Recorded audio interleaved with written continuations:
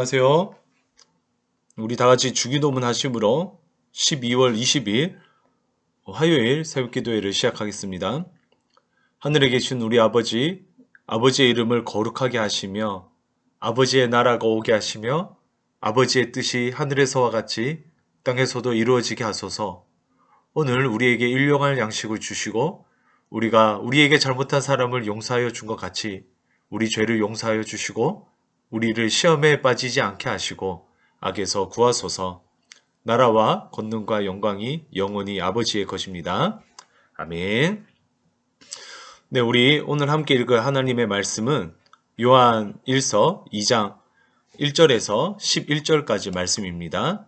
우리 우선 한 절씩 교독하도록 하겠습니다. 제가 먼저 읽겠습니다. 나의 자녀들아, 내가 이것을 너희에게 쓰면 너희로 죄를 범하지 않게 하려 함이라. 만일 누가 죄를 범하여도 아버지 앞에서 우리에게 대언자가 있으니 곧 의로우신 예수 그리스도시라. 그는 우리 죄를 위한 화목제물이니 우리만 위할 뿐 아니요 온 세상의 죄를 위하심이라. 우리가 그의 계명을 지키면 이로써 우리가 그를 아는 줄로 알 것이요 그를 아노라 하고 그의 계명을 지키지 아니하는 자는 거짓말하는 자요 진리가 그 속에 있지 아니하되 누구든지 그의 말씀을 지키는 자는 하나님의 사랑이 참으로 그 속에서 온전하게 되었나니 이로써 우리가 그의 안에 있는 줄을 아노라. 그의 안에 산다고 하는 자는 그가 행하시는 대로 자기도 행할지니라.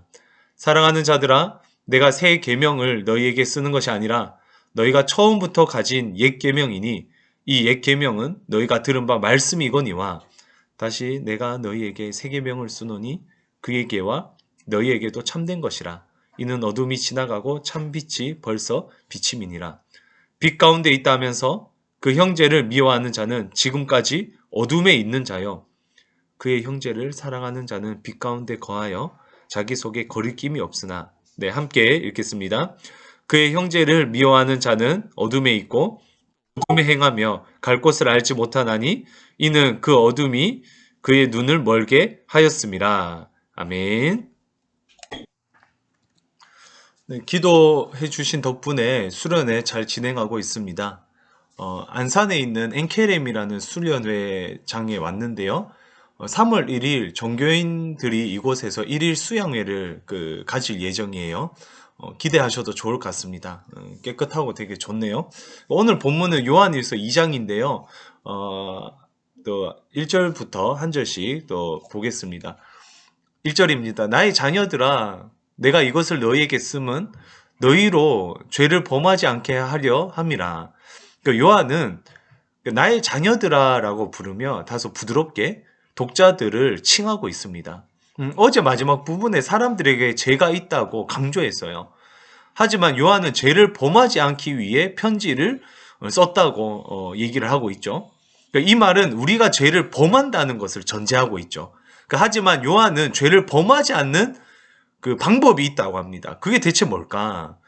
1절 말씀을 다시 보시면 만일 누가 죄를 범하여도 아버지 앞에서 우리에게 대언자가 있으니 곧 의로우신 예수 그리스도시라.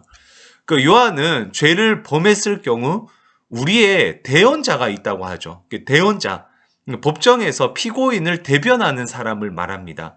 중보자, 돕는 자라고 해도 무방할 것 같아요. 대언자가 있는데 바로 그 대언자가 의로우신 예수님이라고 하죠. 의롭다는 것은 죄가 없다는 말입니다. 죄가 없으신 주님이 우리의 대언자가 되어주세요. 주님은 우리의 영혼을 끝까지 책임져 주시는 분이십니다. 이 대언자 덕분에 우리가 죄가 없게 되는 거죠. 그는 우리 죄를 위한 화목제물이니 우리만 위할 뿐 아니요 온 세상의 죄를 위하심이라. 예수님에 대한 설명을 조금 더 이어가고 있네요. 요한은 예수님이 화목제물이라고 말합니다. 거룩하신 하나님 앞에 모든 인간은 죄로 인해 하나님과의 관계가 멀어졌어요. 따라서 그 죄를 위한 제물이 필요합니다.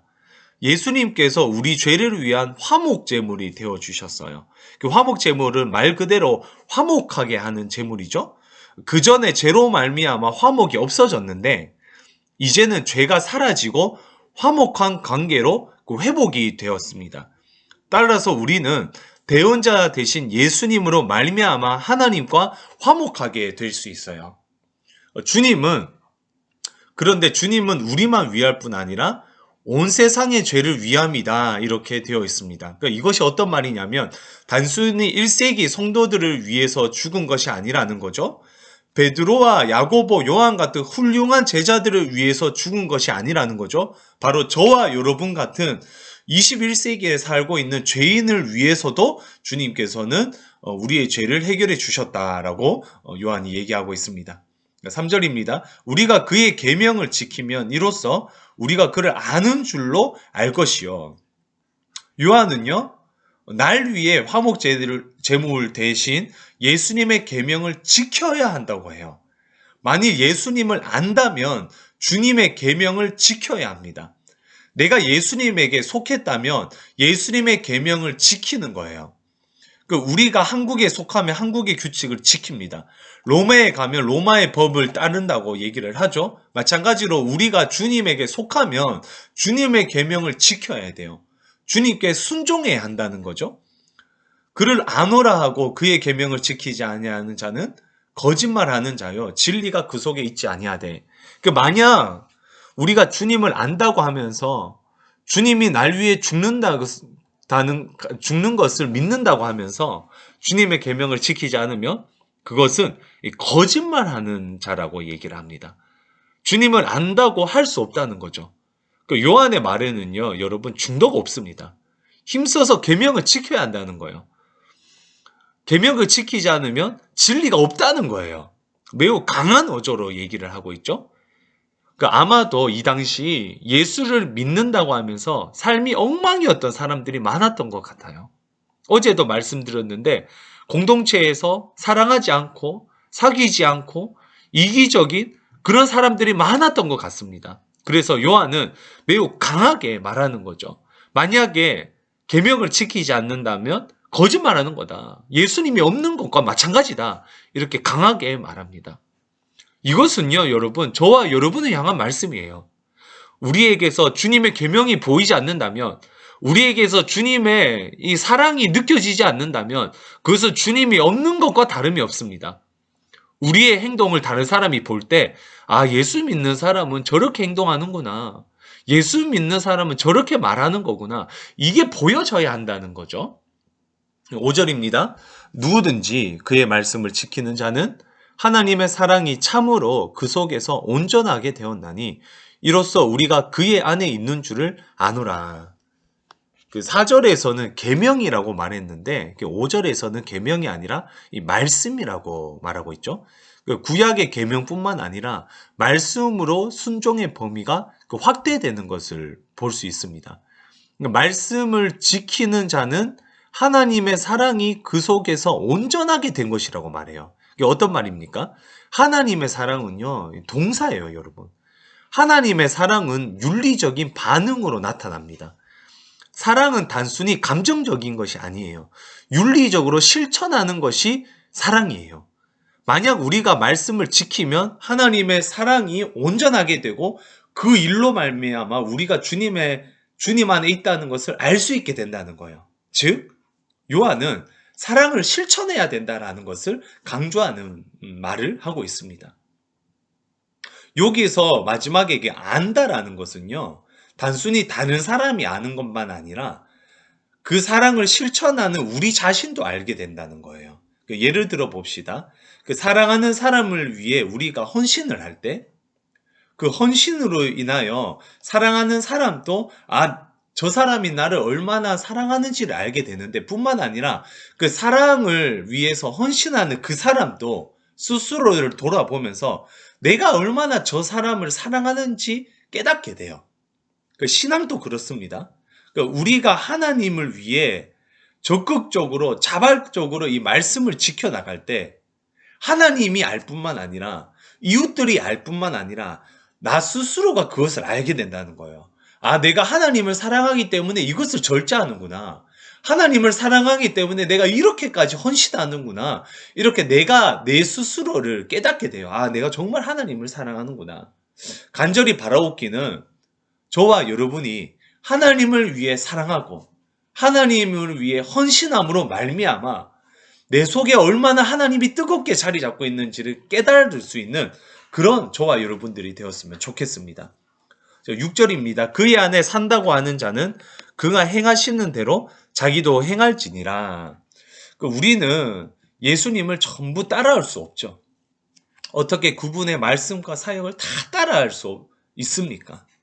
흉내낸다 하더라도 정말 돌도 지나지 않은 아이가 옹알이 하는 수준밖에 흉내낼 수 없을 거예요.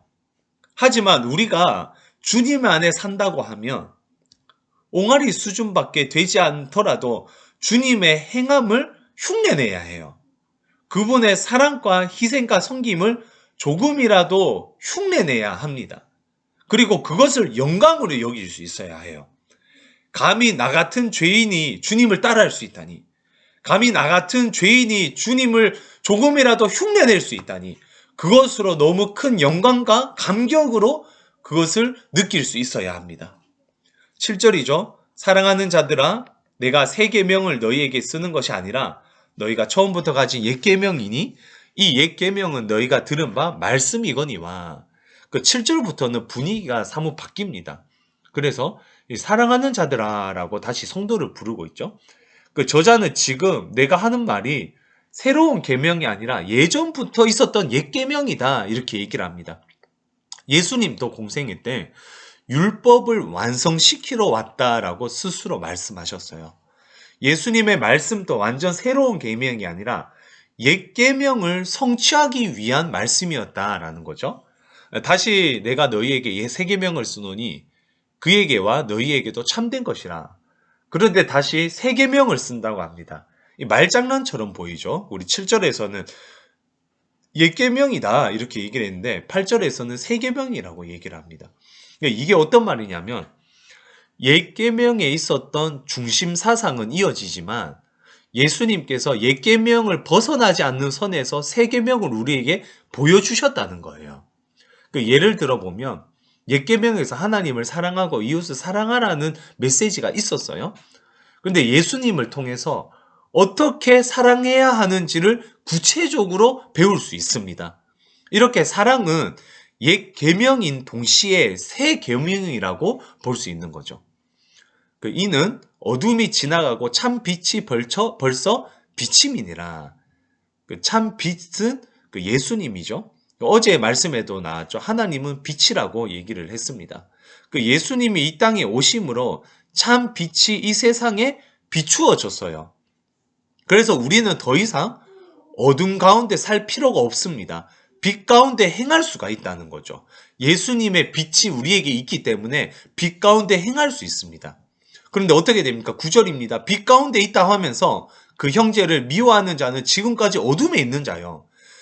빛이 우리에게 비춰졌는데 빛 가운데 있다고 하면서 그 형제를 미워하는 자는 어둠에 있다는 거예요. 빛 가운데 있다고 고백하는 사람이 누굽니까? 빛 가운데 있다고 하는 사람은요, 내가 예수님 영접했어요. 나는 예수님 믿습니다. 나는 그리스도인입니다. 이렇게 스스로를 고백하는 자들이에요. 그렇게 신앙을 고백하면서 형제를 미워하는 경우가 있다는 거예요. 우리는 그런 사람들을 만나보신 적이 있을 거예요. 예수님을 믿는다고 하면서 형제를 미워하는 자. 우리가 너무나도 그런 사람들을 쉽게 볼 수 있습니다. 가장 가까운 곳에 그런 사람이 있죠. 누굽니까? 바로 내 자신을 바라볼 때. 우리 자신을 바라볼 때 그런 모습이 있어요. 예수님을 믿는다고 하면서 다른 사람을 미워하는 그런 모습이 사실 내 자신에게 있습니다. 그런 사람이 어떤 사람이라고 합니까? 어둠에 있는 자라고 해요. 진정 하나님과 깊은 관계를 맺고 있지 않다고 요한은 지적을 합니다. 사실 여러분, 누군가를 미워하면 어둠에 있게 돼요. 우리의 마음이 어두워져요. 미움이 있으면 어두워집니다. 근심이 가득 생깁니다. 따라서 우리는 미움이라는 감정에서 빨리 벗어날 수 있어야 해요. 그런 마음과 그런 사랑과 조금 거리를 두고 주님과 가까이 해야 합니다. 그럴 때 우리의 마음에 이 어두움이 사라져요.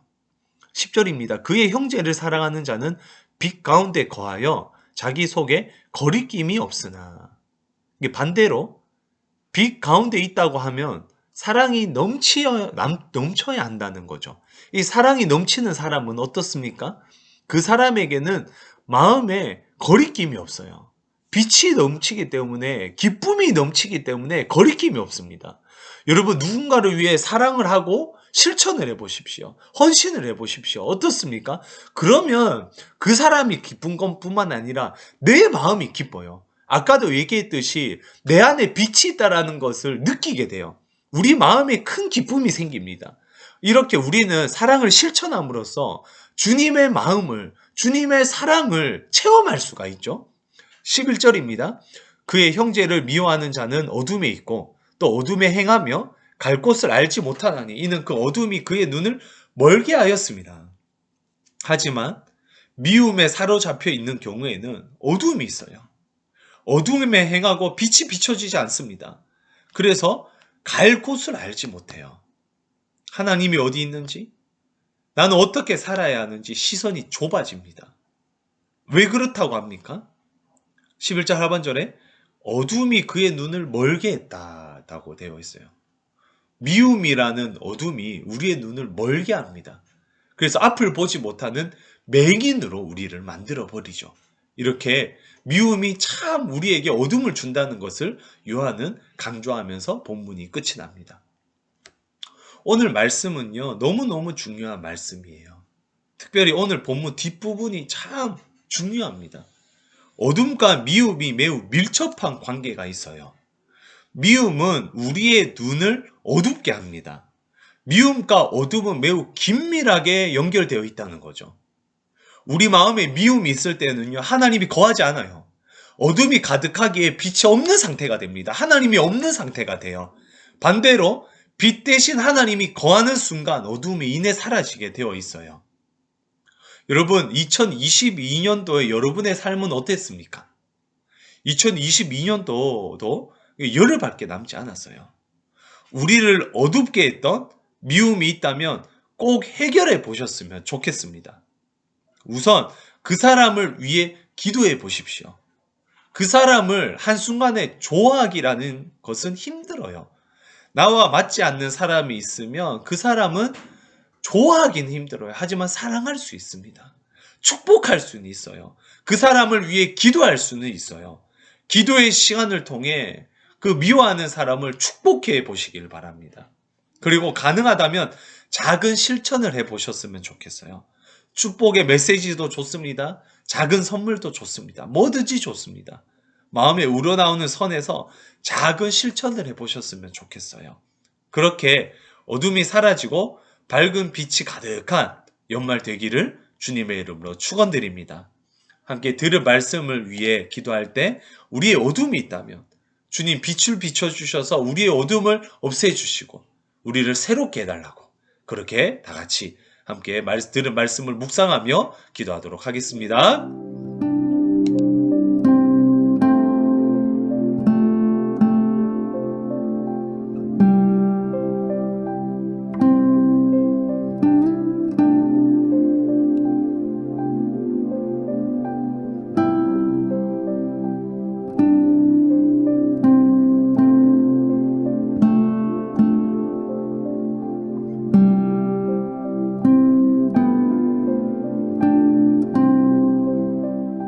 하나님 아버지 참은혜 감사합니다. 우리에게 진리의 말씀을 주셔서 감사합니다. 우리가 예수님을 믿는다고 하면서 빛 가운데 살아가고 있다고 하면서 빛을 안다고 하면서 다른 사람을 미워하고 어둠에 거할 때가 얼마나 많았는지요. 하나님 아버지 우리의 연약함을 용서하여 주시고 하나님 남은 한 해 빛 가운데 거할 수 있는 심령을 허락하여 주시옵소서. 하나님, 좋아할 수 없는 사람들을 너무 미워했던 적은 없습니까? 그 사람들을 위해 축복하고 기도할 수 있는 영적 성숙함을 우리들에게 허락하여 주시고 하나님, 손을 내밀어 화해할 수 있는 공동체 되게 하여 주시옵소서. 우리 가정에도 그런 사랑이 넘쳐나는 가정 될 수 있도록 축복하여 주시옵소서. 그렇게 행하실 하나님을 간절히 소망하며 우리의 빛 대신 예수님의 이름으로 기도드립니다. 아멘. 오늘 화요일 나라를 위해서 기도합니다. 나라를 위해서 기도할 때 정치와 경제가 안정될 수 있도록 그렇게 기도해 주시고요. 또 사건이 나지 않는 정말 주님 안에서 잠잠한 또 남은 한 해가 될 수 있도록 그리고 품고 있는 기도 제목을 가지고 간절히 기도하시다가 하루를 시작하겠습니다. 함께 동성으로 기도하시겠습니다.